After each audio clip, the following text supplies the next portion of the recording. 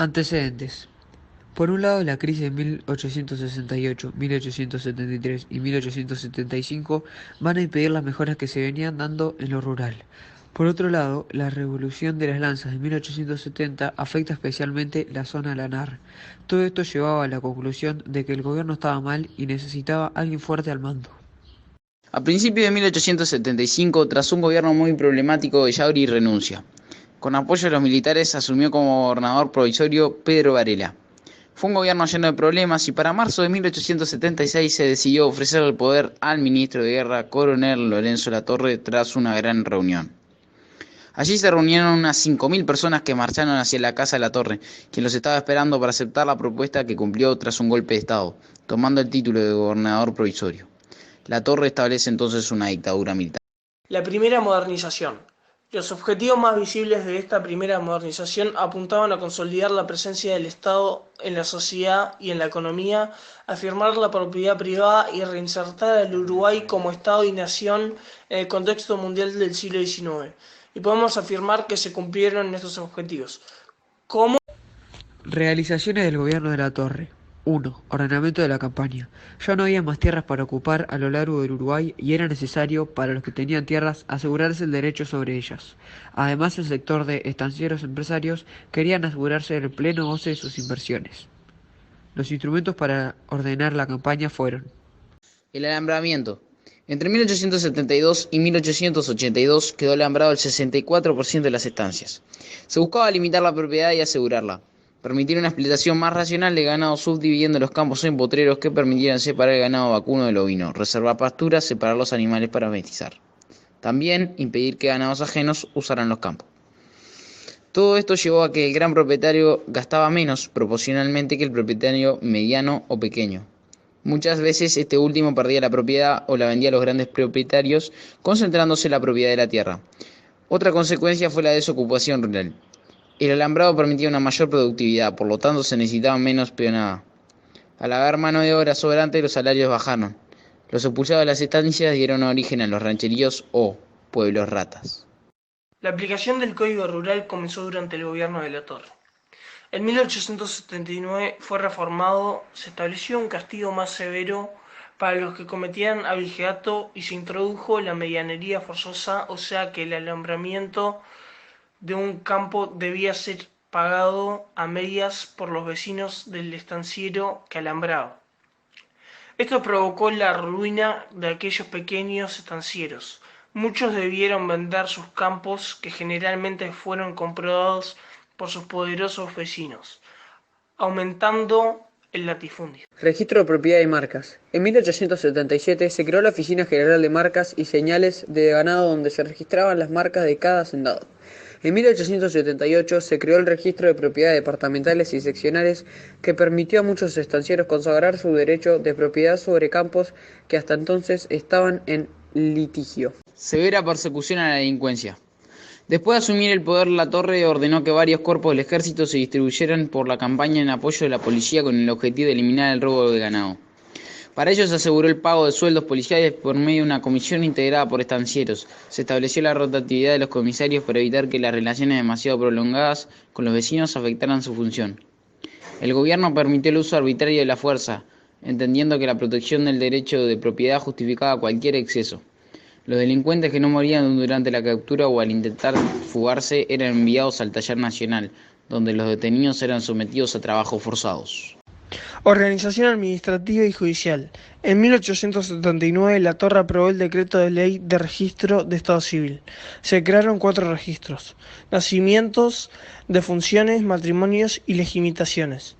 Los 4 registros serían llevados por los juzgados de paz, estableciéndose además que los curas párrocos no efectuarían la inscripción de los libros parroquiales, sino que los interesados tuvieran un certificado de inscripción en el registro civil de nacimiento. La administración de justicia también experimentó importantes cambios.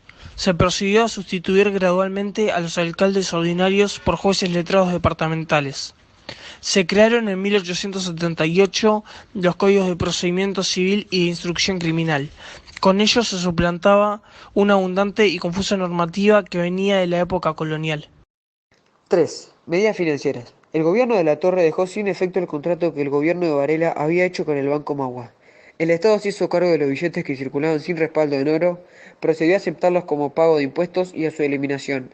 Para proceder al pago de la deuda del gobierno, redujo jubilaciones, pensiones y sueldos de empleados públicos, suprimió cargos públicos e incluso eliminó batallones del ejército. Los legisladores redujeron su salario en un 20% y la Torre rebajó su sueldo. Esta política de ahorro descargó todo su peso sobre los sectores sociales menos favorecidos. Implicó una redistribución de los ingresos en favor de las clases altas que no estaban sujetas a salarios o jubilaciones. 4. Fomenta las comunicaciones y los transportes. Las capitales departamentales quedaron comunicadas por medio del telégrafo, una herramienta nueva y muy útil. El ferrocarril también va a servir al gobierno para transportar tropas con rapidez, pero la construcción de las vías férreas era lenta y a pocos lugares llegaba. Esto también se dio en parte por los privilegios que la Torre otorgó a una compañía inglesa.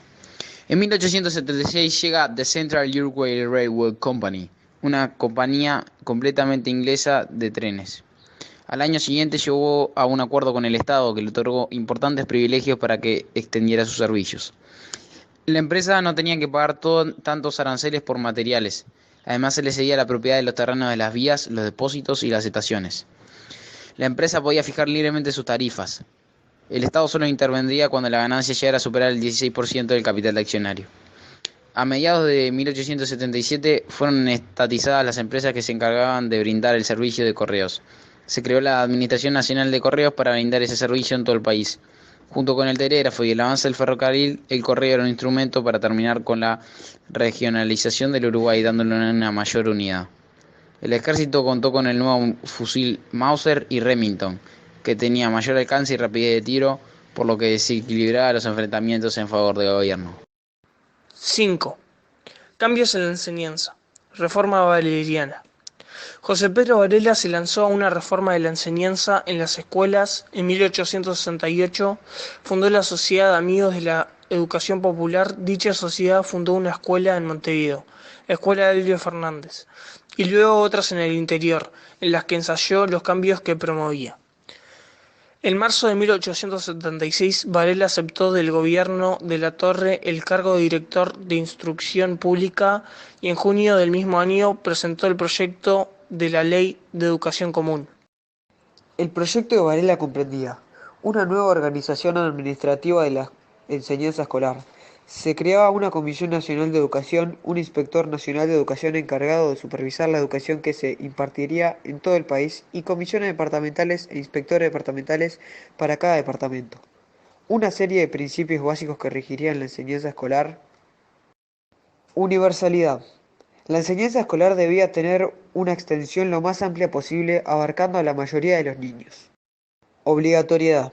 No podía quedar liberada a la voluntad de los padres la decisión de educar a sus hijos, porque la educación o su falta no era una cuestión personal o familiar, sino social. Gratuidad. Si era un derecho y una obligación enviar a los hijos a la escuela, el Estado debía proporcionar los medios para ponerlo en práctica. Laicidad. Se trataba no solamente de que la enseñanza no impartiera un dogma religioso o una creencia filosófica única, sino que fuera racional y científica. Tanto Varela como sus colaboradores estaban influenciados por el positivismo europeo. El mismo día que la Torre firmó la Ley de Educación 24 de agosto de 1877, la Torre designó a Varela inspector nacional. Varela cumplió una intensa labor. El 1 de marzo la Asamblea General se reunió para designar el presidente de acuerdo a la Constitución, eligiendo a Lorenzo Latorre, que había dejado el poder por unas breves semanas, a Francisco Vidal. De esta forma Latorre inició un nuevo mandato, pero ahora cumpliendo con las normas constitucionales. Pero apenas 10 meses después, Latorre pidió licencia y finalmente presentó renuncia en marzo de 1880. Al renunciar, Latorre dirigió un manifiesto en el que iniciaba que deberes de conciencia y dignidad personal le impulsaban a alejarse del gobierno, diciendo que tirarme a la vida privada llevo el desaliento hasta el punto de creer que nuestro país es un país ingobernable. Durante un breve periodo de tiempo volvió a gobernar Francisco Antonino Vidal, entonces presidente del Senado.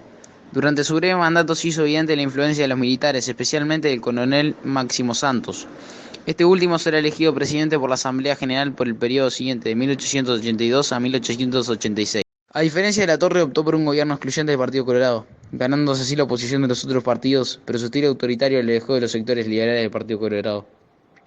Privilegió diseñadamente a los militares y aumentó el número de efectivos en el ejército.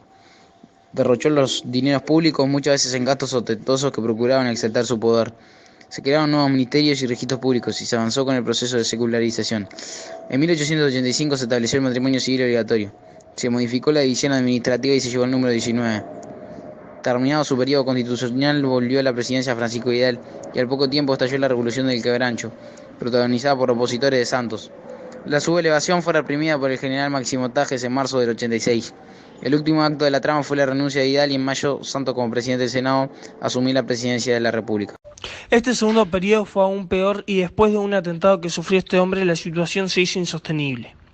En noviembre se produce la renuncia y Santos se exilia en Europa. El 18 de noviembre de 1886, al presentar renuncia Máximo Santos a la presidencia tras la formación del Ministerio de la Conciliación, el Parlamento nombró a Tajes, que para entonces seguía ocupando el Ministerio de Guerra y Marina, como el presidente de la República. Por una ley de destierro terminó dejando a las dos principales figuras del régimen anterior fuera de fronteras. Durante su gobierno, el Uruguay vivió un breve periodo de bonanza económica y de especulación financiera, momento conocido como la época de Reus, en alusión a Emilio Reus, un capitalista español que se había asociado con el Estado uruguayo y con él fundó en sociedad el Banco Nacional en 1887. Esta prosperidad se debía sobre todo a la inversión en el Uruguay de capitales argentinos excedentes. Sin embargo, una serie de contrariedades que debió enfrentar el aún débil capitalismo uruguayo, combinado con la inestabilidad política argentina que alentó el retiro de capitales provenientes de aquel país en 1890, dieron por tierra con la economía uruguaya, que cayó en una profunda crisis. Por aquellos días, en marzo del 1890, termina el periodo de Máximo Tajes, a quien sucedió Julio Herrera Llobes, y así termina la modernización y el militarismo. Después de este periodo comenzará una época muy distinta, el civilismo. Aquí es donde se van a notar muchas consecuencias de esta modernización. Una de ellas es el crecimiento demográfico, gracias a una mayor inmigración que deriva de que el Uruguay estaba cada vez más prometedor. Esto porque Uruguay se había modernizado y ahora sí se había insertado más en el contexto del siglo XIX. Los blancos seguirán luchando por participar en el gobierno, apareciendo un nuevo líder, Aparicio Saravia. La estructura económica también se modificó. El Uruguay producía alimentos y satisfacía otro tipo de necesidades, como el calzado y vestimenta. Todo esto gracias a la explotación del ganado. Surgirán más industrias y aumentó el trabajo, ya que ahora para comer no se podía robar ganado. El gaucho comenzará a desaparecer moviéndose a la ciudad. Redujo el número de analfabetos y aparecieron nuevas universidades y escuelas. La modernización también llevó a nuevas ideologías europeas, a formas más racionales de pensar, decreciendo así el número de católicos. Y se comenzaron a utilizar cosas que antes eran impensables, como por ejemplo los métodos de control artificial del nacimiento, que como consecuencia fueron poco a poco eliminando las grandes familias de 8 o 7 hijos. Pero el siglo XX comenzó con grandes avances y se necesitaba un hombre ilustrado y que conociera el mundo, alguien que pudiera agregar algunas cosas a la primera modernización y que el Uruguay siguiera insertado en el contexto mundial. Ese hombre va a ser José Valle y Ordóñez, originando una segunda modernización en nuestro país. Pero ese es otro tema, del cual les hablamos otro día. Video hecho por Javier Recianos, Simón Gutiérrez y Santiago Vargas. Espero que les haya gustado este video. Nos vemos.